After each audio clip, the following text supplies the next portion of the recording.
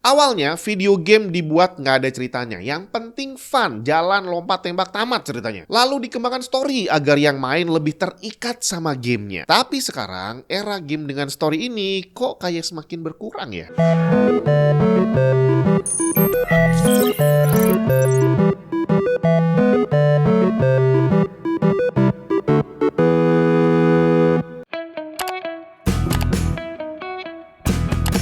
Waduh, nggak bisa ganti wallpaper. Coba cek dulu, mungkin Windows-nya harus diaktifasi. Pengen aktivasi Windows original dengan aman? Cek cdkeysales.com. Gunakan kode voucher TNT untuk dapat diskon tambahan. Bayarnya gampang bre, bisa pakai OVO atau GoPay. Setelah pembayaran, kamu akan dapat serial number yang bisa langsung digunakan untuk mengaktifasi Windows kamu. Kalau ada kendala, bisa langsung chat customer service di websitenya yang akan siap ngasih solusi. Mau cari game atau software original lain juga ada di sana. Selengkapnya cek link di bawah. Sekarang udah aktif, bisa nih pakai foto telanjang buat jadi wallpaper. Gamer tua kayaknya udah pada paham nih karena udah menjalani berbagai macam generasi video game. Dari yang bener-bener gak ada ceritanya, macam Pong zaman dulu yang kita cuma mukulin titik buat lari ke kanan kiri. Terus masuk era Nintendo yang gamenya lebih berwarna tapi masih simple. Game atletik cuma lari-larian, Mario cuma lari dan lompat, balapan juga targetnya cuma menang. Segalanya simple. Seandainya ada cerita dalam sebuah game, storynya juga simple. Seperti cowok yang mau nyelamatin putri dan udah selesai. Dia cuma lari-lari, lompat-lompat sampai tahu-tahu tamat deh. Terus muncul game RPG, Final Fantasy contohnya, dengan gambar yang sangat sederhana, ceritanya dibuat detail banget. Dan hal ini ternyata terbukti sangat menarik. Masuk ke era PlayStation, game dengan latar cerita yang kompleks sudah menjadi sesuatu yang seolah wajib ada. Apalagi ditambah bumbu sinematik yang membuat sensasi ngegamenya bercampur dengan sensasi nonton film. Dan sinematik single player udah jalan beberapa puluh tahun menjadi bagian yang seolah tak terpisahkan dari sebuah game. Bukan cuma saat mainin gamenya, tapi termasuk juga saat nonton cutscene-nya. Apalagi zaman PS1 saat grafis game masih 3D yang gak terlalu canggih, digabungin sama cutscene yang model animasi 3D macam film. Final Fantasy 7, 8, 9 adalah contoh yang luar biasa. Dan dengan melihat cutscene yang segitu bagusnya, saya masih heran sama orang yang main game cinematic single player tapi cutscene-nya di skip. Apa coba asiknya? Soalnya cutscene dan gameplay itu nyambung jadi satu ceritanya. Kalau di skip berarti gak paham sama cerita gamenya dong. Tema cinematic gaming ini paling bisa dirasakan di game shooter, Far Cry, Call of Duty, Battlefield. Terasa banget kita dibikin kayak ada di dalam gamenya. Bisa terasa seperti itu karena gamenya adalah FPS, first person, dimana kita dibuat seolah-olah sedang menjalankan diri kita sendiri. Tapi semakin kesini, fokus para pembuat game sepertinya udah mulai bergeser dari yang tadinya cinematic single player gitu ya.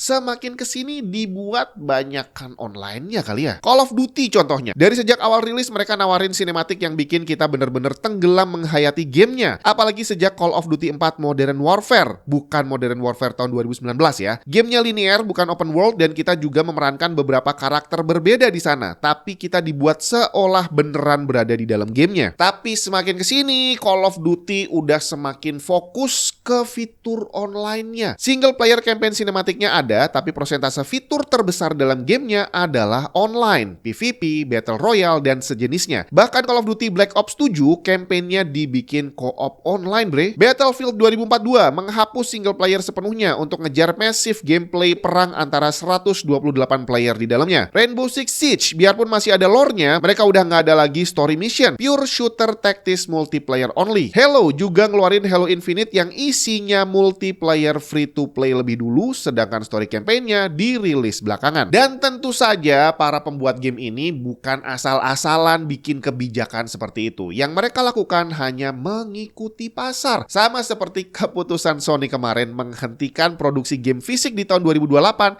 itu juga bukan keputusan ngasal, tapi mengikuti pasar. Yang mereka kejar adalah uang. Dan dalam hal gameplay, dari sejak lama memang trennya udah beralih. Orang-orang udah semakin menikmati online multiplayer. Yang mereka cari adalah interaksi, mabar sama teman-teman. Dan untuk para gamer yang tadi udah saya sebutin, kelompok yang suka skip cutscene, gak suka ngelihat story, kayaknya mereka emang enjoy kalau mainin game online kali ya. Gak perlu belajar bahasa Inggris, gak perlu baca cerita, tapi bisa langsung ngobrol sama banyak orang. Apalagi bisa lomba bacot, asik kali itu. Dari sudut pandang publisher, game online multiplayer juga jauh lebih menguntungkan. Kalau gamenya single player, multiplayer sekali main tamat udah selesai. Yang beli gamenya nggak mungkin beli lagi untuk kedua kalinya. Harus nunggu sequel yang mungkin baru dirilis 4 tahun lagi. Tapi game online bisa dieksploit terus-terusan. Season Pass, Battle Pass, microtransaction, dan sebagainya. Gamenya bisa bertahan bertahun-tahun sambil terus menghasilkan uang. Data pasar menunjukkan multiplayer tumbuh dengan CAGR hampir 10% hingga 2034. CAGR adalah Compound Annual Growth Rate. Fungsinya untuk ngitung rata-rata pertumbuhan sesuatu setiap tahunnya. Kalau kita bicara tentang multiplayer, dari zaman dulu udah ada, tapi sistemnya adalah split screen. Satu game bisa dimainin 2 player, 3 player, 4 player di device yang sama. Main Mario di Nintendo bisa 2 player, main bola di PS bisa 4 player. Terus ada lagi Dynasty Warrior, Tekken, Need for Speed, bahkan Call of Duty pernah ada mode split screen-nya. Tapi sistem multiplayer gini ada banyak sekali minusnya, baik dari sisi kita sebagai gamer maupun sisi publisher gamenya. Dari kita yang pasti kita harus pergi ke rumah temen bre, harus janjian dulu, ngepasin jadwalnya, habis itu baru bisa main bareng. Dari sisi publisher ini juga kurang menguntungkan karena yang perlu beli gamenya cuma 1 orang aja bre, player lainnya cukup nebeng udah bisa main. Tapi dengan online semuanya diuntungkan, kita bisa mabar tanpa harus keluar dari rumah. Dan dari sisi publisher juga enak karena semuanya harus beli gamenya, atau walaupun gamenya gratis, semua playernya punya potensi kecantol microtransaction. Sistem online ini saking ramenya sampai-sampai pembuat game bukan hanya fokus membuat gamenya, tapi juga sibuk mencari cara untuk mempengaruhi player biar nggak berhenti-berhenti main dan juga biar terus-terusan keluar duit. Hal ini nggak ada di zaman offline campaign single player, main tamat selesai. Seandainya butuh waktu 10 jam untuk tamat, ya total paling banter kita ngulang sampai 50 jam. Udah selesai. Dan itu pun kita nggak keluar duit lagi. Tapi kalau online, buset, udah nggak kehitung jumlah orang yang terjebak main game online sampai keluar uang yang tidak masuk akal jumlahnya. Jadi nggak bisa dipungkiri bahwa pembuat game sekarang udah punya agenda jahat untuk menjebak orang yang tidak bisa mengontrol dirinya sendiri. Di tahun 2017, Yves Guillemot, Ubisoft CEO, mengatakan bahwa masa depan game adalah live service. Setiap game akan jadi platform berkelanjutan. Andrew Wilson, EA CEO 2018, menegaskan visi serupa bahwa semua game akan bergerak ke arah player networks and live service. Jadi dari sejak lama mereka sudah merencanakan hal ini. Dan quotes tadi dijadikan acuan untuk merubah industrinya menjadi sistem monetisasi berkelanjutan dan engagement yang tidak ada hentinya. Jadi di saat player PS sekarang ini protes tentang hilangnya game fisik di tahun 2008 nanti, aduh, itu udah ketinggalan zaman bre.